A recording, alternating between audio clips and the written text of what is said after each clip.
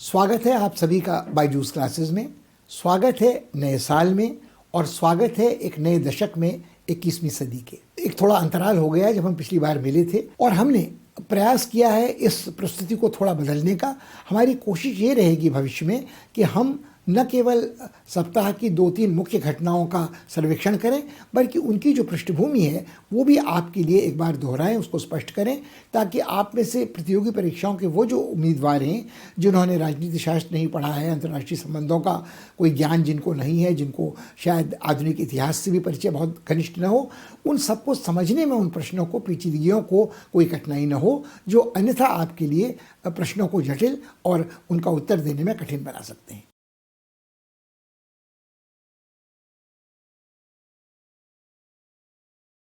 सारा विश्व सांस रोककर प्रतीक्षा कर रहा था अमेरिका में परिवर्तन की। लोग देख रहे थे कब ट्रंप व्हाइट हाउस से निकलते हैं और कब बाइडेन सत्ता ग्रहण करते हैं और उनके सत्ता ग्रहण करने का क्या प्रभाव न केवल अमेरिका की राजनीति पर पड़ेगा बल्कि विश्व पर पड़ेगा। ट्रंप ने अपने कार्यकाल में जितना नुकसान अमेरिका की राजकीय प्रणाली को, अमेरिका की अर्थव्यवस्था को, अमेरिका के अंतर्राष्ट्रीय संबंधों को पहुंचाया था वो सर्वविदित है। वो बड़बोले थे, मनमौजी थे, एक पक्षीय हस्तक्षेप करते थे राजनीति में, न केवल स्वदेश की राजनीति में बल्कि विदेश में भी। उनको कोई ज्ञान या अनुभव अंतर्राष्ट्रीय संबंधों का नहीं था। उन्हें लगता था वो सौदा पटाने में माहिर हैं और उन्होंने कई काम ऐसे किए जिनसे अमेरिका की छवि अंतर्राष्ट्रीय मंच पर धूमिल हुई और अमेरिका का प्रभाव अंतर्राष्ट्रीय घटनाक्रम को निर्णायक रूप से कोई दिशा देने में असमर्थ, पंगु होता गया। एक और उनका हट था कि वो जो मौसम बदलाव की राजनीति है उसको एक मिथक मानते थे। अमेरिकी अर्थव्यवस्था के खिलाफ दुनिया के दूसरे विकासशील देशों की, खासकर चीन की साजिश मानते थे और इसीलिए वो बाहर निकल गए थे पेरिस वाले मौसम बदलाव के समझौते से। स्पष्ट था कि अमेरिका के बाहर निकलने के बाद इस समझौते का कोई अर्थ नहीं रह जाता था और हम लोगों को ये भी याद रखना चाहिए कि जो मौसम बदलाव का संकट है वो ऐसा नहीं जिसे आप अनिश्चित काल के लिए या अगली पीढ़ी तक टाल सकते हैं। एक दशक में ही वो निर्णायक बिंदु आ जाएगा जिसके आगे निकल जाने के बाद पीछे लौटना नामुमकिन रहेगा और मनुष्य का जो हस्तक्षेप मौसम बदलाव पर है उसके प्रलयंकारी प्रभाव देखने पड़ेंगे। कोरोना महामारी के दौरान भी, वैश्विक महामारी के दौरान भी कई वैज्ञानिकों का मत था कि इस महामारी का संकट इस कारण ज़्यादा बढ़ा है कि मौसम बदलाव ने हमारे जगत को प्रभावित किया है। खासकर जो गरीब देश हैं, अफ्रीका के देश हैं, कुछ एशिया के अल्प विकसित देश हैं, कहीं सूखा है, कहीं बाढ़ है, कहीं अचानक जंगलों में आग लगती है, कहीं प्रदूषण बढ़ता है और इस कारण लोग, जिनको कहा जाता है कि एक दूसरे से दूरी बनाओ, बचाव की जो उपाय बतलाए गए हैं उनको अपनाओ, उन सबको अपनाना उनके लिए असंभव हो जाता है। उनको लगता है यदि आज वो भूख से मर रहे हैं, बाढ़ की चपेट से मर रहे हैं, जंगल की आग से मर रहे हैं, भूस्खलन से मर रहे हैं, तापमान बढ़ने से उनकी फसलें नष्ट हो रही हैं, तो कोरोना की जो महामारी का प्रकोप है वो उनको एकाएक उतना चिंतित नहीं करता है। अमेरिका के लिए ज़रूरी है कि वो मौसम बदलाव की राजनीति में एक निर्णायक दिशा दे और इसको एक अवैज्ञानिक रूप से न देखे। और बाइडेन अपने चुनाव अभियान के दौरान ही कहते रहे थे कि वो यथाशीघ्र आने के साथ पहले जो कुछ ऑर्डर करेंगे उनमें एक फैसला ये होगा कि अमेरिका फिर से पेरिस मौसम बदलाव के समझौते में शामिल हो रहा है और भले इसको औपचारिक रूप देने में साल भर लगेगा, मगर ये प्रक्रिया शुरू हो जाएगी और विश्व आश्वस्त होगा कि एक रचनात्मक राजनय के साथ बाइडेन अपना कार्यकाल शुरू कर रहे हैं। मगर बाइडेन ने जो अपनी प्राथमिकताएं बतलाई थी उसमें निश्चित रूप से मौसम बदलाव के समझौते को वापस उसमें अब प्रवेश करना था, मगर उनकी सबसे बड़ी चुनौती आज भी वही बची रहती है जो कोरोना वायरस से जंग जीतने की और कम से कम एक यथास्थिति को बिगड़ने से रोकने की है। आज अमेरिका दुनिया का कोरोना से सबसे बुरी तरह प्रभावित देश है, जहां दसियों लाख आदमी संक्रमित हैं और लाखों लोग मारे जा चुके हैं। वहाँ की अर्थव्यवस्था में पहली बार 8-9% बेरोजगारी का आंकड़ा सामने उभर कर आ रहा है। कई छोटे और मझले व्यापार बंद हो गए हैं। किसी को ये भरोसा नहीं है कि ये वापस दोबारा कभी शुरू हो पाएंगे कि नहीं हो पाएंगे। और इसके अलावा कुछ और बड़ी खाइयाँ जो अमेरिका में थीं आंतरिक राजनीति में, कोरोना के कारण सामने आई हैं कि कोरोना से प्रभावित होने वाले, मरने वाले अधिकांश लोग वो हैं जो गरीब थे, जो अश्वेत थे, जो मलिन बस्तियों में रहते थे, जिनको अस्पताल तक पहुंचने की सुविधा आमतौर पर सुलभ नहीं थी। तो ये खाई जो उस समय भी सामने आई थी जब ब्लैक लाइफ मैटर्स वाला आंदोलन चला रहा था कि अमेरिका में भेदभाव है। कुछ लोग अव्वल दर्जे के नागरिक हैं जो गोरे हैं, जो कट्टरपंथी दक्षिणपंथी हैं, जो मिशनरी प्रवृत्ति के इवांजेलिकल जिन्हें कहते हैं ईसाई हैं, और जो सोचते हैं कि गोरे ही सर्वश्रेष्ठ हैं, और उनको लगता है कि आप्रवासियों का देश, शरणार्थियों का देश अमेरिका नहीं है। ये विडंबना है कि ये देश स्वयं जो आप्रवासियों शरणार्थियों के द्वारा स्थापित किया गया गणराज्य है, आज उसके तेवर इतने अनुदार दूसरों के लिए हैं। तो ये समस्या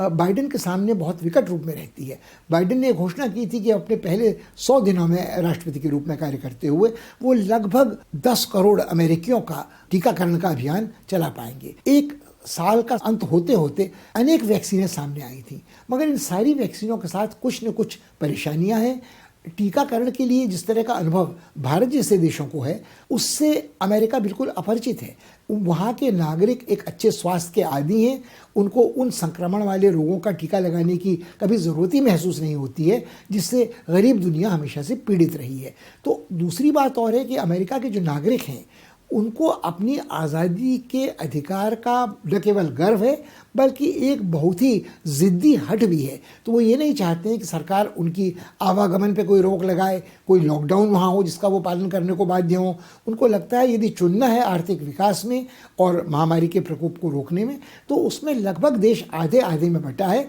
और ये समस्या बहुत बड़ी बाइडेन के सामने आज भी बनी रहेगी कि वो किस तरह से टीकाकरण के अभियान और आर्थिक मंदी को रोकने के लिए जो प्रयास हैं किस तरह से पालन करवा सकते हैं अपने नागरिकों से। एक बात और है, अमेरिका के नव नियुक्त राष्ट्रपति बाइडेन के सामने एक समस्या ये भी है कि अमेरिका का हाल आज भी वही है जिसे कहते हैं कि घर में फूट पड़ी है, भयंकर दरार है। देश लगभग आधे आधे में दो फाड़ है। भले ही ट्रंप अपदस्थ हो गए हैं, बाइडेन को मिलने वाले मतों की संख्या दसियों लाख लोकप्रिय मतों की ज़्यादा थी ट्रंप से, और निर्वाचन मंडल में भी मत ने उनको फैसला कुन तरीके से जिताया था। मगर जाते जाते हठ ट्रंप का ये था, वो यही कहते रहे रिपब्लिकन पार्टी के उम्मीदवार को उसके चुनाव से वंचित किया गया है, डेमोक्रेट्स ने उसको चुरा लिया है, और वो उसको बार बार कानूनी चुनौतियां देते रहे। उनकी दर्जनों कानूनी चुनौतियां निष्फल हुई, मगर फिर भी जाते जाते उन्होंने एक उकसाऊ भड़काऊ भाषण दिया और अपने समर्थकों से कहा कि मैं तुम्हारे साथ हूँ, चलिए हम लोग उस दिन चलते हैं और अमेरिकी संसद के सामने प्रदर्शन करते हैं। खुद तो वो फिर उसके बाद लापता हो गए, मगर उस उत्तेजक भड़काऊ भाषण के बाद उनके जो उग्र हिंसक समर्थक थे, प्राउड बॉयज़ हों या क्यूएनॉन हों, वो सब अलग अलग बंदूकें हाथ में लिए, भाले तलवार हाथ में लिए, कोई वाइकिंग योद्धाओं की पोशाक पहने, अपने सर पे सींग जगह लगाए आए और उन्होंने दीवारें फाड़ कर एक आक्रमण किया। और जो घेराबंदी थी ये लगभग एक तरह की बगावत थी, और कुछ क्षणों के लिए ऐसा लगता था कि जो पुलिस वहाँ तैनात की गई है वो इनका सामना करने में असमर्थ रहेगी। जो भीतर सांसद वो औपचारिकताएं पूरी कर रहे थे कि बाइडेन को कहा जा सके कि वो 20 जनवरी को अपने पद में आसीन हो सकते हैं, उनको शरण लेनी पड़ी कुछ गुफाओं से निरापद स्थानों में जाने के लिए। और कई सांसदों ने, सेनेटर्स ने और कांग्रेसमैन ने बाद में कहा कि उन्हें लगता था कि ये उनका जीवन का अंतिम क्षण है, वो शायद मारे जाएंगे। बल्कि जिन परिस्थितियों में उनको निरापद स्थान में शरण लेनी पड़ी उनमें कुछ के लिए असंभव था कि वो सोशल डिस्टेंस बरकरार रख सकें, और कुछ कोरोना से संक्रमित इन्हीं परिस्थितियों में हुए। जिस तरह की हिंसा का तोड़फोड़ का सहारा ट्रंप के समर्थकों ने लिया, उसके बाद सब लोगों को लगा कि ट्रंप को दोबारा महाभियोग लगाकर दंडित किया जाना चाहिए। अब एक ये समस्या भी बाइडेन के सामने आज बनी हुई है। ट्रंप एक अकेले ऐसे राष्ट्रपति हैं जिनको 2 बार महाभियोग लगाया जा चुका है, इम्पीच किया जा चुका है, मगर सेनेट में आज भी जो रिपब्लिकन्स और डेमोक्रेट्स का अनुपात है वो बिल्कुल कांटे का है, 50-50। किसी भी बड़े फैसले पर कमला हैरिस के मत से डेमोक्रेटिक पार्टी अपने पक्ष में मतदान करवा सकती है। ये तब जब 100% डेमोक्रेट उसके पक्ष में मत करें और कुछ रिपब्लिकन भी उनका साथ दें। तो ऐसा नहीं लगता है कि ट्रंप का इम्पीचमेंट इस बार भी किसी नतीजे तक पहुंच सकेगा। अनेक रिपब्लिकन सेनेटर अब फिर से एक बार असमंजस में हैं। उस दिन भले ही वो डर से कांप रहे थे, उन्हें लग रहा था कि ट्रंप बिल्कुल ही बागी अपने समर्थकों को भड़का रहे हैं, उन्हें दंडित किया ही जाना चाहिए। मगर संकट की घड़ी टलने के बाद कुछ अमेरिकन रिपब्लिकन अब ये सोच रहे हैं कि ट्रंप की भले ही निंदा करें, डेमोक्रेटिक पार्टी के राष्ट्रपति का, भले बाइडेन ये कह चुके हैं कि मैं एक पार्टी का राष्ट्रपति नहीं हूँ, मैं सभी अमेरिकनों का राष्ट्रपति हूँ, मैं पूरी अमेरिका का राष्ट्रपति हूँ और मैं घावों पर मलहम लगाना चाहता हूँ, पर इसको मैं प्राथमिकता दूंगा। मगर ये कहना आसान है, पर इसको कर दिखाना बड़ा कठिन है, क्योंकि बाइडेन के सामने एक चुनौती ये भी है कि अपने मंत्रिमंडल में जिन लोगों को उन्होंने नामजद किया है उनको सीनेट से अनुमोदित करना बहुत ज़रूरी है, और सीनेट वाले तभी उनका अनुमोदन करेंगे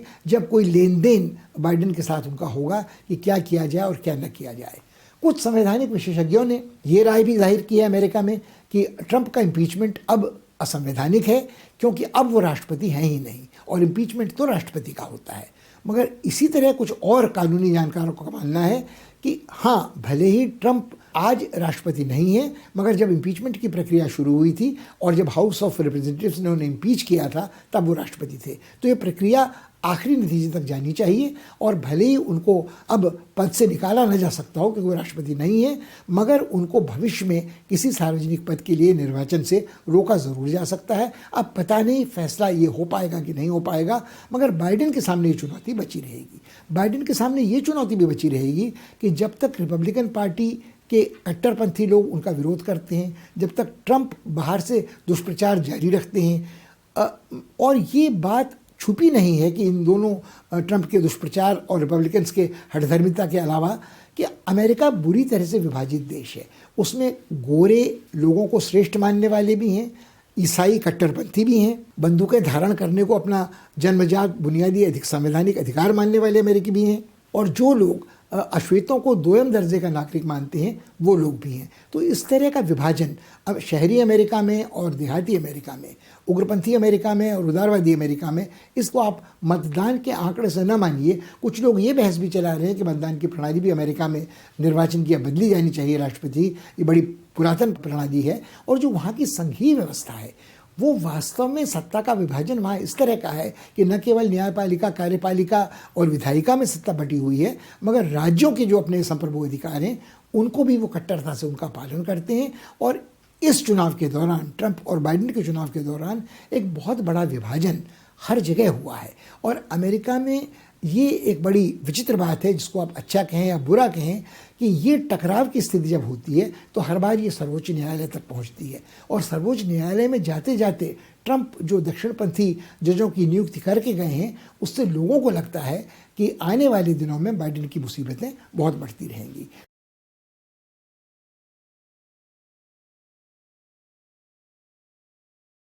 सबसे बड़ी प्राथमिकता देते हैं कोरोना संकट से जूझने की, वो इतनी बड़ी प्राथमिकता देते हैं अमेरिकी अर्थव्यवस्था को पुनः पटरी पर लाने की, वो ऐसी प्राथमिकता देते हैं घावों पर मलहम लगाने की, वो ऐसी प्राथमिकता देते हैं राहत पहुंचाने की कोरोना पीड़ितों को प्रत्यक्ष आर्थिक सहायता की। मगर इसमें भी मतभेद है कि वो कितने $100 किसको दिए जाएं, ये कहाँ से आएंगे, इनको कौन खर्च करेगा। और इसके अलावा जो अमेरिकी अर्थव्यवस्था की अंतर्निर्भरता दुनिया की दूसरी बड़ी अर्थव्यवस्थाओं के साथ है, खासकर दूसरी सबसे बड़ी अर्थव्यवस्था चीन के साथ, ट्रंप ने जिसके विरुद्ध वाणिज्य युद्ध की घोषणा की थी, या उन देशों के साथ अमेरिका के संबंध क्या होंगे जिनके विरुद्ध आर्थिक निषेध लगाए थे ट्रंप ने, जिनमें रूस शामिल है, जिनमें ईरान शामिल है, कुछ दुनिया के और देश शामिल हैं। मगर एक बात सोचने की ये है कि क्या अमेरिकी अर्थव्यवस्था, जो कोविड की चपेट के पहले ही मंदी की तरफ अग्रसर थी, दोबारा अपने स्वास्थ्य को प्राप्त कर सकती है यदि अमेरिका की ही प्राथमिकता, अमेरिका की प्रोटेक्शनिस्ट संरक्षणात्मक नीतियों का ही आचरण किया जाता है। और ट्रंप के दौरान जो विश्व व्यापार संगठन था, उसकी जो विवाद निपटान की व्यवस्था थी, उसको भी ध्वस्त करने में कोई कसर ट्रंप ने नहीं छोड़ी थी।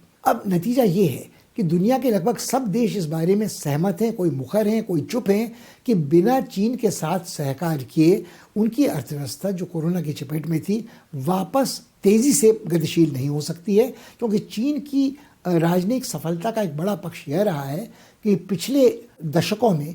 उसने सबको कहीं ना कहीं अपनी सप्लाई चेन से अंतर्निर्भर बना लिया है। अमेरिका की जो बड़ी कंपनियां हैं, जो कई अरब डॉलर का मुनाफा हर माह कमाती हैं, एप्पल सरीखी, गूगल सरीखी, जिनके बहुत बड़ी उत्पादन की इकाइयां या इनकी कार्यवाही चीन में होती है, और ये यदि संकट, आप 5G को ले लीजिए जो हुआई की नई टेक्नोलॉजी है, यूरोपीय देश मानने को बाध्य हैं कि यदि उन्होंने इसको हटाया, इसका बहिष्कार किया, तो कई खरब डॉलर का नुकसान मिलाकर सारे यूरोपीय देशों को होगा और वो 5G को क्रियान्वित करने की दौड़ में बेहद पिछड़ जाएंगे। तो ये बातें कुछ ऐसी हैं जिनकी अनदेखी अमेरिका नहीं कर सकता। चीन को वो अपना प्रतिद्वंदी तो मानता है, मगर यदि शत्रु मानकर चलेगा तो उसको अपना नुकसान कितना होगा, ये एक सोचने की बात है। इसी तरह रूस आज भले ही थोड़ा ऐसा लगता है कि खस्ता हाल है, पुतिन के विरुद्ध प्रदर्शन हो रहे हैं, मगर रूस के पास जो अपार भंडार गैस का है, जो तेल का है, जो जुड़ा हुआ है यूरोपीय देशों की ऊर्जा सुरक्षा के साथ, क्या उसकी अनदेखी अमेरिका कर सकता है? इसके अलावा ट्रंप जाते जाते जो एक रचनात्मक राजनयिक प्रयास कर गए, उनके दामाद के सद प्रयासों से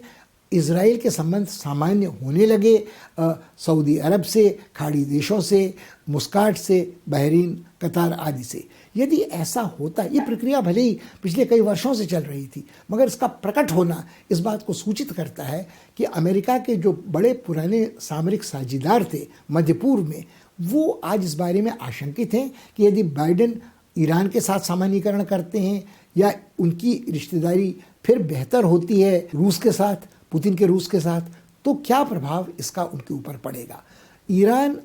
अमेरिकी निषेधों के कारण लगभग चीन के पाले में जाकर बैठ गया है। बाइडेन अपने चुनाव अभियान के दौरान और राष्ट्रपति बनने के बाद भी ये घोषणा कर चुके हैं कि उनकी एक प्राथमिकता चीन के साथ उस समझौते को पुनर्जीवित करने की होगी जो ओबामा के कार्यकाल में उनके सहकार से तय किया गया था परमाणु ऊर्जा के शांतिपूर्ण प्रयासों के लिए। मगर पिछले साल भर में बहुत कुछ ऐसा घटा है कि एक शीर्षस्थ ईरानी जनरल की हत्या अमेरिका ने की, शिखर पर विराजमान परमाणु वैज्ञानिक की हत्या इजराइल भले इसको कबूल नहीं करता है मगर उसके इशारे पर की गई, बार बार ईरान के परमाणु संयंत्रों को नुकसान पहुंचाया गया है तोड़फोड़ के कारण, और ईरान ने काफ़ी संयम बरता है। उसने केवल प्रतीकात्मक जवाब इसका दिया है। कभी हौदियों के ज़रिए जो यमन में उसके द्वारा समर्थित हैं, कुछ प्रक्षेपास्त्र भेजे गए जिन्होंने निशाना बनाया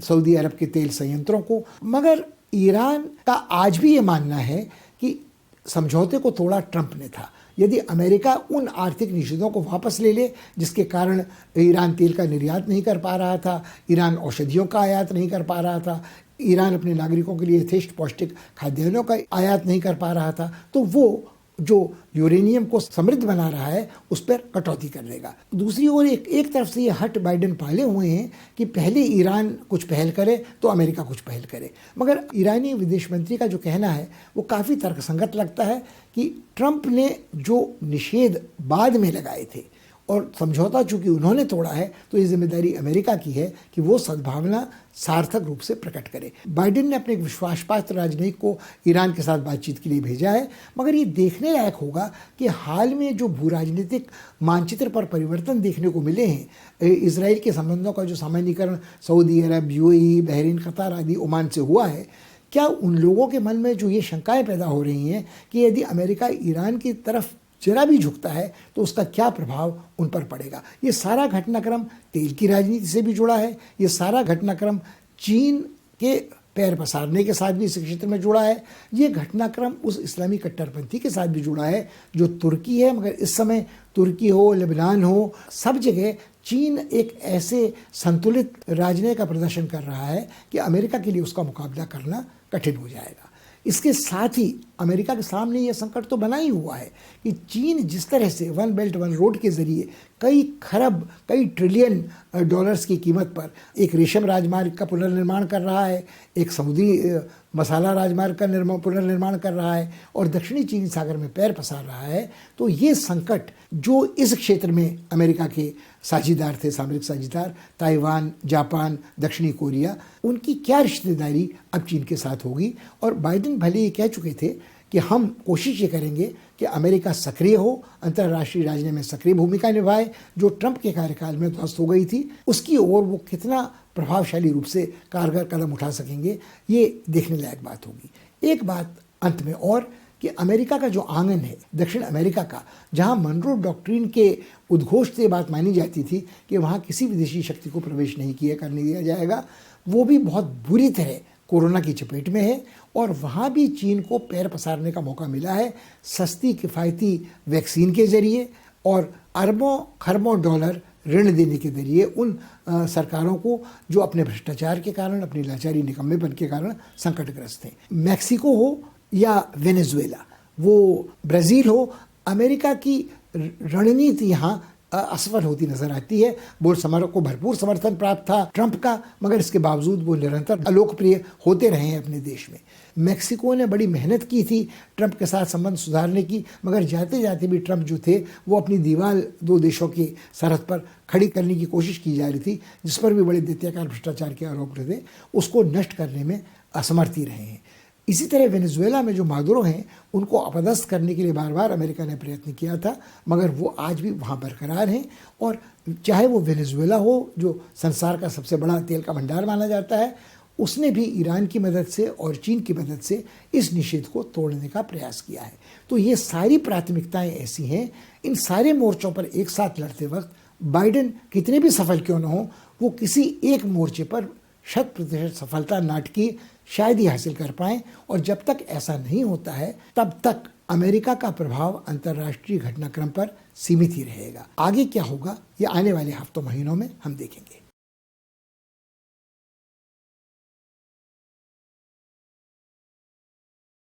एक नज़र पुतिन के रूस पर। ऐतिहासिक हकीकत यह है कि द्वितीय विश्व युद्ध के अंत से ही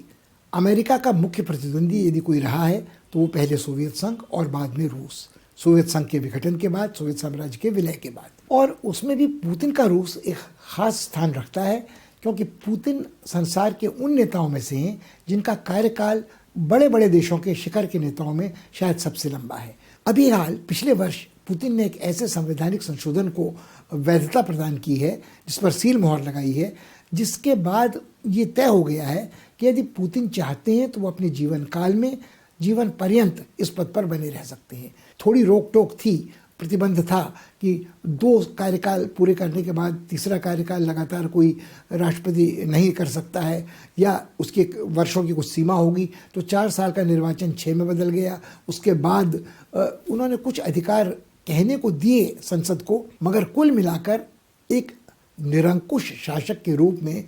अपने को स्थापित करने में पुतिन सफल हुए हैं। एक बात और है कि अमेरिका के साथ उनकी जो प्रतिद्वंदिता थी वो कुछ इस तरह की है कि द्वितीय विश्व युद्ध के बाद ही जो महाशक्ति की परिभाषा थी कि एक ऐसी शक्ति जिसके वैश्विक हितों और जो वैश्विक घटनाक्रम को प्रभावित करने की स्थिति में हो, वो परमाणुविक अस्त्र हों, वो परिष्कृत टेक्नोलॉजी हो, वो प्रक्षेपास्त्र हों, वो आर्थिक प्रगति हो, इन सारे मामलों में एक प्रतिद्वंदिता चलती रही है, प्रतिस्पर्धा अमेरिका और रूस के बीच में, चाहे वो अंतरिक्ष अन्वेषण की हो या चाहे वो परमाणु अस्त्रों का जखीरा जमा करने की हो। मगर आज पुतिन ऐसा लगता है कि जब चीन अपने पैर पसार रहा था, ट्रंप निरंतर एक पक्षीय हस्तक्षेप दुनिया में यत्र तत्र सर्वत्र कर रहे थे, तब रूस कहाँ था और क्यों चुनौती नहीं दे रहा था। पुतिन करते क्या थे कि बीच बीच में वो चौंकाने वाले कोई दुस्साहसिक राजनयिक प्रयास करते थे, कहीं हस्तक्षेप करते थे, कहीं वो मध्य पूर्व में सीरिया में लड़ाई लड़ते नजर आते थे, समर्थन देते थे, कहीं अफ्रीका में उन लोगों को जो अपनी बगावत से जूझ रही सरकारें हैं या कभी बागियों को का उन्मूलन करने में सहायता देते थे, कहीं वो प्रत्यक्ष नहीं करते थे, कहीं रूसी वायुसेना हवाई छतरी प्रदान करती थी, तो कहीं रूसी भाड़े के सैनिक जो एक निजी कंपनी सुलभ कराती थी कहीं पहुंचते थे, और कहीं पुतिन अपने विपक्षियों का, आलोचकों का खात्मा करते थे बड़ी निर्ममता निशंसता के साथ, खुफिया एजेंसियों के गुप्तचरों की मदद से, कहीं ऐसे बहुत ही दुर्लभ जहर के प्रयोग से, रेडियोधर्मी पदार्थों के कारण। तो लोग ये मानकर चलते थे कि न केवल रूस में स्वदेश में मानवाधिकारों का हनन पुतिन के द्वारा होता रहा है, पुतिन ने अपने देश को एक पक्षीय राजनीति वाले तंत्र में बदल दिया है, जहाँ न मीडिया स्वतंत्र है, जो मीडिया कर्मी उनकी आलोचना करते हैं या तो दुर्घटना में मारे जाते हैं या रहस्यमय परिस्थितियों में उनकी मौत हो जाती है। अब 2-3 बातों की ओर ध्यान दिलाना ज़रूरी है, जिससे पहले कि हम चर्चा करें कि नए साल में, नए दशक में रूस की दिशा और दशा क्या हो सकती है। जिस समय पुतिन ने सत्ता ग्रहण की उस समय रूस, उनका देश, अराजकता की कगार पर था, आर्थिक व्यवस्था दिवालिया होने की तरफ जा रही थी, और ऐसा नहीं लग रहा था कि रूस महाशक्ति के रूप में तो छोड़िए, एक बड़ी शक्ति के रूप में भी अंतर्राष्ट्रीय मंच पर बना रहेगा। उस समय तेल के दाम अंतर्राष्ट्रीय बाजार में बहुत तेज थे और रूस के पास एक बड़ा विपुल भंडार तेल और गैस का है, तो पुतिन को कोई बहुत बड़ी कठिनाई रूसी अर्थव्यवस्था को भ्रष्टाचार से मुक्त कराकर पुनः पटरी पर लाने पर नहीं हुई। रूसी अर्थव्यवस्था के खस्ताहाल होने का सबसे बड़ा कारण थी ओलिगार्क बिरादरी। ये ओलिगार्क बिरादरी वह थी जिसका उत्थान हुआ था पुतिन के पूर्ववर्ती येल्सिन के कार्यकाल में, कुछ उसके पहले भी। ये लोग ऐसे भ्रष्ट खरबपति थे जिन्होंने साम्यवादी पार्टी के शिखर के नेताओं के साथ, खुफिया एजेंसियों के साथ मिलकर साजिश कर रूस के राष्ट्रीय साधनों पर, संसाधनों पर कब्जा कर लिया था। जिन कंपनियों का राष्ट्रीयकरण सोवियत युग में हुआ था उसको मिखाइल गोर्बाचोव के बाद विनिवेश का दौर शुरू हुआ था, इन्होंने हथिया लिया था और अब एक तरह से इन्हीं की तूती बोलती थी पूरे रूस। पुतिन ने बड़ी बर्बरता के साथ इनका दमन किया। कुछ को देश छोड़कर भागने को मजबूर होना पड़ा, कुछ दुर्घटनाग्रस्त हुए, कुछ का भयादोहन हुआ और कुछ को समझौता करना पड़ा घुटने टेक कर पुतिन के सामने। इन्हीं लोगों के हाथ में जो मीडिया था वो प्रकारांतर से पुतिन के हाथ में चला गया। मगर धीरे धीरे जब पुतिन का आत्मविश्वास बढ़ता गया, शायद उनका अहंकार बढ़ता गया, तो उन्हें ये लगा कि वो सर्वशक्तिमान है। ये बात सच है कि उन्होंने एक जीवनदायक के रूप में, प्राण रक्षक के रूप में प्रकट होकर सोवियत संघ का जो खस्ताहाल ढांचा था उससे चरमराते जो रूस का उदय हुआ था, रूस को पुनः उसकी अंतर्राष्ट्रीय प्रतिष्ठा दिलाने में सफलता कायम की थी। मगर उसके कई कारण थे। एक कारण का उल्लेख हम कर चुके हैं कि उस समय तेल की कीमतें तेज थीं और वो अर्थव्यवस्था को ठीक से बिठा सकते थे। एक कारण ये था कि उस समय पुतिन की उम्र 60 के आसपास भी नहीं पहुंची थी, वो 50 के दशक के मध्य में लगभग थे। वो चुस्त तंदुरुस्त करिश्माई व्यक्तित्व के धनी थे। कभी वो अपने को दिखाते थे साइबेरिया में बाघों के साथ खेलता, कभी दिखाते थे बिना कमीज के नंगे धड़ घुड़सवारी करते, कभी ठंडे बर्फ से जमे पानी में, नदी में या तालाब में डुबकी लगाकर। तो एक तरह से उनको लगता था कि जो रूस की जनता का युवा वर्ग है उसको ये लगने लगा है कि वो उनके सपनों का, उनकी आशाओं का, उनकी अभिलाषाओं का, उनकी आकांक्षाओं का साझा करते हैं। मगर आज स्थिति तब से अब तक बहुत बदल चुकी है। 1990 के दशक में जो रूसी पैदा हुए हैं, जिनकी उम्र आज 30 के आसपास है, उनमें से किसी ने भी पुतिन के पहले का कोई युग देखा ही नहीं है। उनकी यादें सारी की सारी पुतिन के युग की हैं। तो उनके लिए ये कल्पना करना कि पुतिन ने किस मुसीबत से देश को बचाया था या वापस उसकी प्रतिष्ठा दिलाई थी, राष्ट्रीय गौरव, ये सोच पाना उनके लिए कठिन है। उनको एक तरह से पुतिन के राज से थकान सी होने लगी है और आज पुतिन से कहीं अधिक उन्हें अपने सपनों का साझीदार, अपनी अभिलाषाओं का रक्षक, संरक्षक अलेक्सेई नवाल्नी लगता है, जो प्रमुख आलोचक और विपक्षी हैं, राष्ट्रपति पद के उम्मीदवार भी रह चुके हैं पुतिन के खिलाफ। अभी हाल तक पुतिन के लिए संभव था कि वो बिना अलेक्सेई नवाल्नी का नाम लिए उनको खारिज कर दें और कहें कि उस व्यक्ति में तो कोई दम ही नहीं है जो मेरे मुकाबले में खड़ा होना चाहता है। उनकी लोकप्रियता के आंकड़े काफ़ी ऊपर थे। ये लोकप्रियता के आंकड़े निरंतर नीचे गिरते रहे हैं और आज पुतिन को यह बात स्वीकार करने के लिए मजबूर होना पड़ा है कि वो नवाल्नी को भ्रष्ट कहें, भ्रष्टाचार का आरोपी कहें, उनको विदेश से आने पर जेल में ठूंस दें और उनके समर्थक जब उनकी रिहाई के लिए आंदोलन करते सड़कों पर उतरते हैं तो संख्या बहुत ज़्यादा भले ना हो, 50,000, 5,000, 6,000 मॉस्को में, मगर ऐसे ही अगर आप देखें जो गिरफ्तारियां हुई हैं, 500 मॉस्को में, 300, 350 सेंट पीटर्सबर्ग में, 400, 500 साइबेरिया के क्षेत्र में, ये रूस की परिस्थिति को देखते हुए चौंकाने वाले आंकड़े हैं। क्योंकि जहां कोई भी प्रदर्शन सत्ता के विरुद्ध होने की कोई परंपरा या ऐतिहासिक विरासत नहीं है, वहां यदि इस तरह से लोग सड़क पर आते हैं और पुलिस के बर्बर दमन के बाद भी निरंतर आते रहते हैं, तो पुतिन के लिए अब ये सतर्क होने की घड़ी आ चुकी है कि क्या कहीं ऐसा तो नहीं, यदि नवाल्नी को वो अपने पद से हटा भी दें, जैसा आरोप था जब वो साइबेरिया में नवाल्नी की पार्टी ने कुछ सीटें जीती थी, जिससे बड़ी निराशा पहली बार पुतिन की पार्टी को हुई थी कि उनके अभियान के बाद भी नवाल्नी की लोकप्रियता उस अपने इलाके में काफ़ी असरदार थी, तो उन्हें एक जहर देकर मारने की कोशिश की गई थी। पुतिन ने जाहिर है कि इसको नकारा है, मगर यदि नवाल्नी नहीं भी रहते हैं तो वो एक शहादत का सेहरा उनके सर पर आ जाएगा और वो प्रतीक बन जाएंगे उस आंदोलन का, जिसको रोकना थामना फिर शायद पुतिन के लिए कठिन हो सकता है। दूसरी कुछ निराशा जो रूस की युवा पीढ़ी को पुतिन से है वो ये भी है, ये वो सोच रहे थे कि पुतिन कोविड के खिलाफ लड़ाई में अग्रिम मोर्चे पर होंगे। हाँ, भले कुछ नाटकीय फोटो ऑप का उपयोग पुतिन ने किया, उन्होंने खुद टीका लगवाया, सबसे पहले घोषणा की कि सोवियत संघ ने के ज़माने में जो नहीं हो सका था वो उनके पुतिन के रोस में हो गया है। उन्होंने सारी दुनिया के पहले स्पुतनिक नाम का वैक्सीन ईजाद कर ली है और वो उस वैक्सीन की जो प्रभावशीलता है वो 90% है। अब रूस से आने वाले आंकड़ों पर कोई आसानी से विश्वास नहीं करता है। आज भले रूस लोहे के पर्दे के पीछे नहीं रह रहा हो, आयरन कर्टन के, मगर रूस से जानकारी छिटपुटी मिलती है, छन छन कर ही मिलती है, और जो रूसी आधिकारिक स्रोत हैं उन पर विश्वास करना बड़ा कठिन है। तो पहले तो ये भी कहा गया कि रूस ने काबू पा लिया है कोविड पर, फिर ये पाया गया कि रूस में भी संक्रमण लाखों की तादाद में है, मरने वालों की संख्या बढ़ती चली जा रही है। तो ये कुछ लोगों को लगा कि इस वक्त संकट की घड़ी में पुतिन सामने खड़े नजर नहीं आए। दूसरी ओर ये बात भी अपनी जगह पर है कि नवाल्नी ने जो भ्रष्टाचार के आरोप या नवाल्नी के समर्थकों ने पुतिन पर लगाए हैं,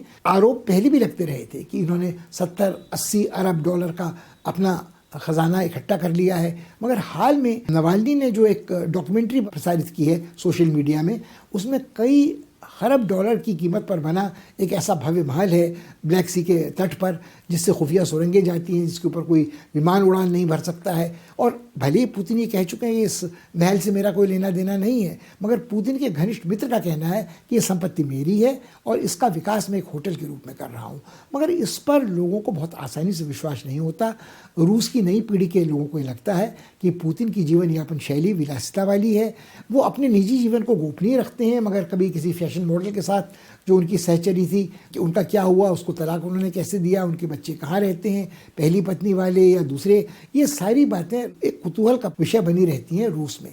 आज जो उनके विरुद्ध आंदोलनकारी सड़कों पर उतरे हैं वो सब के सब उदारवादी जनतंत्र की पुनर्स्थापना चाहने वाले नहीं हैं। इनमें कई लोग वो भी हैं जिनको लगता है कि पुतिन से तो वो व्यवस्था ही भली थी जब ओलिगार्क यहाँ थे, बड़े बड़े शहरों में अराजकता थी, अपराध बढ़ रहा था, मगर खाने की उतनी कमी नहीं थी। उनको इस बात से कोई लेना देना नहीं है कि पुतिन अपनी उपलब्धियों में उन राजनयिक सैनिक अभियानों को गिनाते हैं, कैसे उन्होंने क्रीमिया पर कब्जा कर लिया, कैसे उन्होंने यूक्रेन में सफल हस्तक्षेप किया, कैसे उन्होंने तुर्की को आने दिया और अर्मीनिया अजरबैजान के बीच जो युद्ध चल रहा था उसमें बिना स्वयं प्रवेश किए उन्होंने दोनों पक्षों के बीच में अपनी मध्यस्थता का सिक्का जमाने की कोशिश की, कैसे उन्होंने चेचनिया में जो इस्लामी कट्टरपंथी थी उस पर काबू पाया है। मगर ये सारी बातें जिनको आप राष्ट्रभक्ति देश प्रेम की बातें कहते हैं, ये टेलीविज़न पर, सरकारी टेलीविज़न पर दिखाई जाती हैं। मगर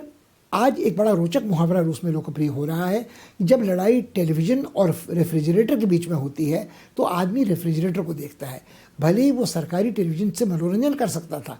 जो सरकारी प्रचार है उसको झुठला सकता है, उसको नकार सकता है, मगर जब वो देखता है कि रेफ्रिजरेटर में खाना कम होता जा रहा है तो उसको ये सवाल पूछने पर मजबूर होना पड़ता है कि आखिर और कितने दिन उसे प्रतीक्षा करनी पड़ेगी उपभोक्ता सामग्री आसानी से सुलभ होने के लिए। रूस ये दलील दे सकता है कि उसके खिलाफ जो आर्थिक प्रतिबंध लगाए गए हैं उसके कारण मजबूर है रूस कुछ कटौती करने के लिए, मगर आज भी रूस बैठा हुआ है कीमतें गिरने के बावजूद तेल और गैस के विपुल भंडार पर, जिसका एक खरीदार चीन है और ये तेल गैस यूरोप की ऊर्जा सुरक्षा के साथ जुड़े हुए हैं। और पुतिन के जुझारू तेवर आज वहाँ की युवा पीढ़ी को उत्साहित करने में असमर्थ होते जा रहे हैं। मगर इस बात के कोई लक्षण नहीं है कि कोई बड़ी चुनौती पुतिन के खिलाफ उनको अपदस्थ करने लायक आज प्रकट हो रही है। पुतिन जब उनका जी चाहता है स्टालिनवादी लुकाशेंको को बेलारूस के नेता का समर्थन करते हैं, वो उन दक्षिणपंथी नेताओं का समर्थन करते हैं प्रकारांतर से एस्टोनिया में, लिथुआनिया में, जो कभी एक और यूरोपीय समुदाय का सदस्य बनने जा रहे थे। रूस की एक बड़ी ताकत ये भी है कि रूस बड़े पैमाने पर परिष्कृत हथियारों का निर्माण करता है और उनका निर्यात दुनिया के लगभग सभी देशों को करता है, तुर्की और भारत समेत। तो मुझे लगता है कि पुतिन के रूस को खारिज करना बहुत अक्लमंदी नहीं है। ये थोड़ा संयम से देखने लायक चीज़ होगी कि पुतिन का रूस आने वाले हफ्तों महीनों में किस तरफ आचरण करता है, उसकी क्या प्रतिक्रिया जो मध्य पूर्व में भू राजनीतिक नक्शा बदल रहा है उसकी तरफ होती है। क्या वो चीन के साथ एक प्रतिद्वंदिता का भाव दिखाएगा या कहीं ना कहीं उसके मन में ये भी संकट है कहीं चीन की अर्थव्यवस्था जिससे कहीं बड़े आकार की है, जो आज चीन की सामरिक शक्ति है वो उससे कमतर नहीं आंकी जा सकती है, खासकर दक्षिणी चीनी सागर के संदर्भ में, अन्यत्र या मध्य एशिया में। तो क्या एक तरह का प्रतिद्वंदिता और स्पर्धा का भाव चीन के साथ भी चलेगा साझेदारी के अलावा, और क्या रिश्ता रूस का यूरोप के साथ या अमेरिका के साथ रहेगा, ये देखने लायक होगा। इस सप्ताह इतना ही। ऐसा नहीं है कि सिर्फ दो ही देश हैं, अमेरिका और रूस, जो अंतर्राष्ट्रीय रंगमंच पर सक्रिय हैं, प्रभावशाली हैं, जिनका महत्व है। और बहुत सारे देश हैं। चीन है जो बहुत तेज़ी से रूस का स्थान लेने की कोशिश कर रहा है नंबर 2 पर। यूरोपीय समुदाय है जो विभाजन के बावजूद भी असरदार है। यूनाइटेड किंगडम अर्थात ब्रिटेन, स्कॉटलैंड, वेल्स, उत्तरी आयरलैंड हैं जो ब्रेक्सिट से बाहर जाने के बाद भी प्रभावशाली हैं अंग्रेजी भाषी राष्ट्रकुल में। और जाहिर है कि भारत अपने आप में बहुत महत्वपूर्ण घटक है, भारतीय उपमहाद्वीप, जहाँ घटनाक्रम बहुत तेज़ी से बदला है, नेपाल में, बांग्लादेश में, म्यांमार में, श्रीलंका में। और इस सब के बारे में पाकिस्तान, अफगानिस्तान के साथ हम चर्चा करेंगे मगर आने वाले एपिसोड्स में इस कार्यक्रम के। तब तक के लिए हम आपसे विदा लेते हैं। धन्यवाद।